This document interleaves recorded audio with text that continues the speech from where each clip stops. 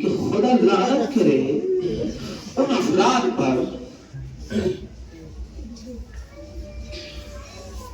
مولا نے کہا کہ بس اب چلو ہمارے ساتھ. کہاں پہنچ گئے مولا؟ مسجد میں. یہ ہم عزاداروں کو اس چیز کو، ان واقعوں کو سننے کا اور سنانے کا مقصد یہ نہیں کہ ہم نے ایک کان سے سنا اور نکال دیا. یہ ہم کو اپنے مولا پہ یقین رکھنا چاہیے کہ یہ جو فرش عزائے بچتی ہے نا ہمارے یہاں، اس کا اجر عظیم ہے ہمارے یہاں. وہاں سے ایک آہ بھری تھی فاطمہ کے نام پہ. مولا خود اٹھ کھڑے ہوئے. کس چیز کے لیے؟ کہ جب تک اس معذبہ کو رہائی نہ مل جائے گی. مولا پہنچ گئے مسجد میں. اب مولا نے کیا کیا جانتے ہیں؟ مولا نے اپنے پیشانے کو بارگاہ یزدی میں جھکا دیا. اے میرے مالک، اے میرے پروردگار، وہ جو معظمہ ہے کہ جو میرے جد مظلومہ کے بارے میں اس نے فقرات ادا کیے ہیں کہ جس کی بنیاد پر اس کو گرفتار کر لیا.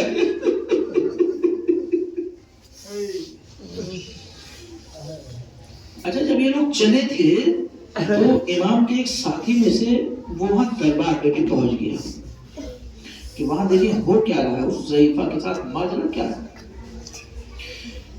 ہم کو تو یقین ہے نا شیعہ اہل بیت کو. آپ لوگ بہرحال سادات کرام ہیں، اللہ سلامت رکھے، کہ جب خود امام اگر کسی کے لیے دست دعا بلند کر دیں تو کس کا ذہن منتقل نہ ہو. اب اس شخص کا بیان یہ ہے کہ جب میں پہنچا تو اس معذبہ کا نام پکارا جا چکا تھا، قاضی کے سامنے پیش کیا گیا، اور ادھر امام دعا کر رہے ہیں. کیا دعا کر رہے ہیں؟ اے میرے مالک، اے میرے پروردگار، یہ جو معظمہ ہے، یہ جو ضعیفہ ہے، اس نے میرے جد مظلومہ کے نام پہ.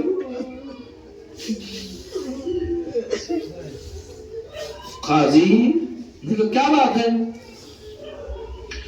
کہ اس نے اس طرح کے جملے ادا کیے ہیں کہ خدا ان پہ لعنت کرے.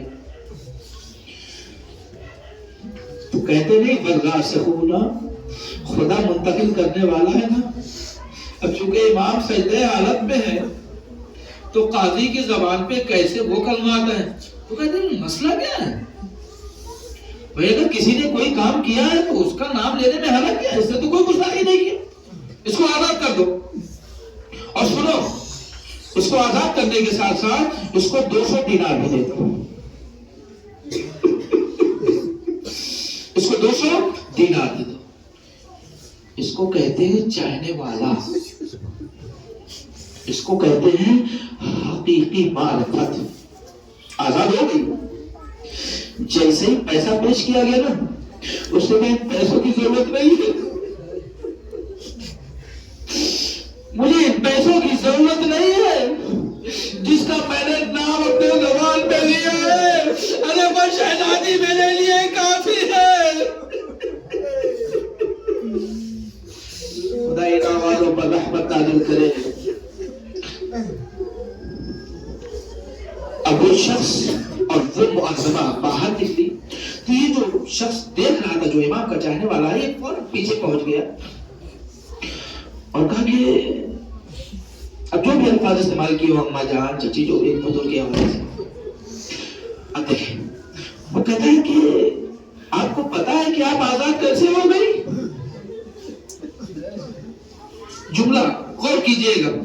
آپ کو پتا ہے کہ آپ آزاد کیسے ہو گئی؟ اس نے کہا مجھے اتنا نہیں پتا، بس اتنا جانتی ہوں کہ جس کا گرتے وقت میں نے نام لیا ہے، ارے اسی شہزادی کے ذریعے میں آزاد ہو گئی ہوں. بس ایک مرتبہ اس شخص نے کہا وہ تو تم درست کہتی ہو، لیکن آؤ میں اس منظر کو دکھاتا ہوں. ارے وہ ضعیفہ کو لے کر گیا. کیا دیکھا کہ امام کا سر سجدے کی حالت میں ہے. ایک مرتبہ امام نے اپنے سر کو بلند کیا، کہا اے معظمہ، اے معظمہ، تم نے میرے جد مظلومہ کے نام پہ گرفتاری منظور کر لیا. کہا مولا، جب میں گری، بس یہ آخری 2-4 فقرے مولا جب میں گری.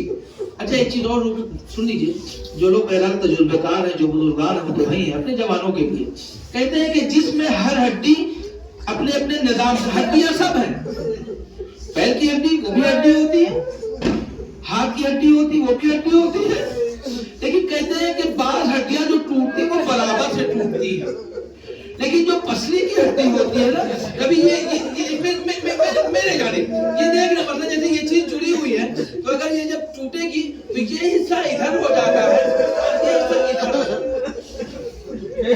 یعنی وہ برابر سے کبھی نہیں ٹوٹتی. ان ہڈیوں میں سے پسلیوں کی ہڈیوں کے بارے میں یہ باقاعدہ ہے.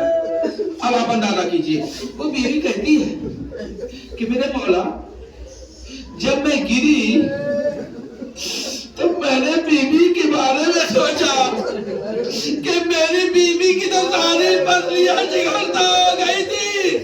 ارے جب بیوی گھر میں چلتی تھی, ارے تو وہ پسلیاں ارے کلیجوں میں جھکتی تھی. اسی وجہ سے تو مقاتل میں لکھا ہے,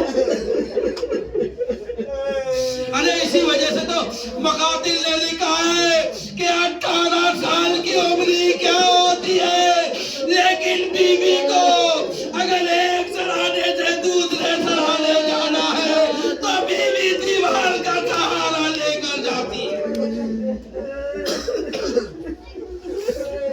بس آخری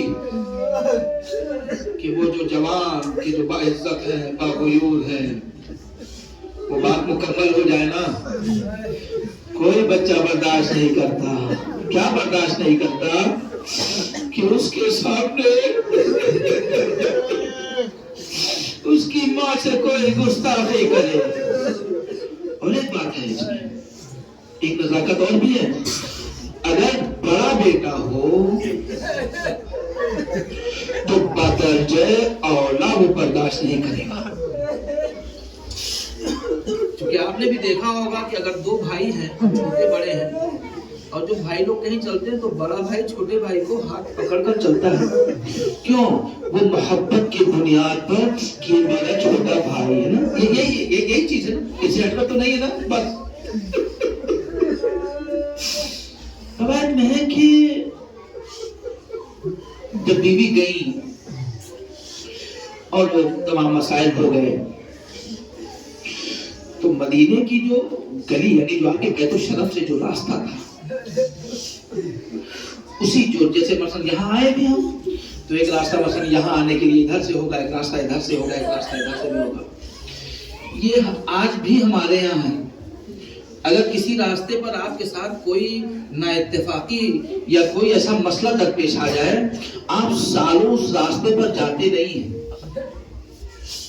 اگر کسی کا ایکسیڈنٹ ہو جائے تو گھر والے کہتے ہیں کہ ہر راستے سے جانا, فلاں جگہ جانا, لیکن اس راستے پر نہ جانا.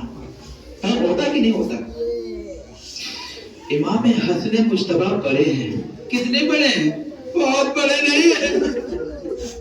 جو روایت نے لکھا ہے کہ امام حسن مجتبی کی عمر اس وقت کل 60 سال تھی. اب اس وقت جو بھی کم اور بیش ہو, ارے امام کے سامنے ارے شہزادی کونین کو جو ضربت لگائی, ایک مرتبہ شہزادی نے ارے اپنے رضا کے ذریعے چھپا لیا.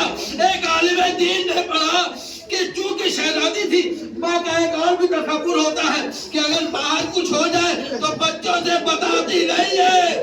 ایک عالم نے پڑھا کہ جب بیوی زینب گھر میں تھی اور اس وقت سے لے کر ارے وقت شہادت تک ارے کبھی امام حسن مجتبی کو وہ قلوب مبارک دکھاتی ہے کہ شاید جوان کا خون ہے, ارے کہیں جو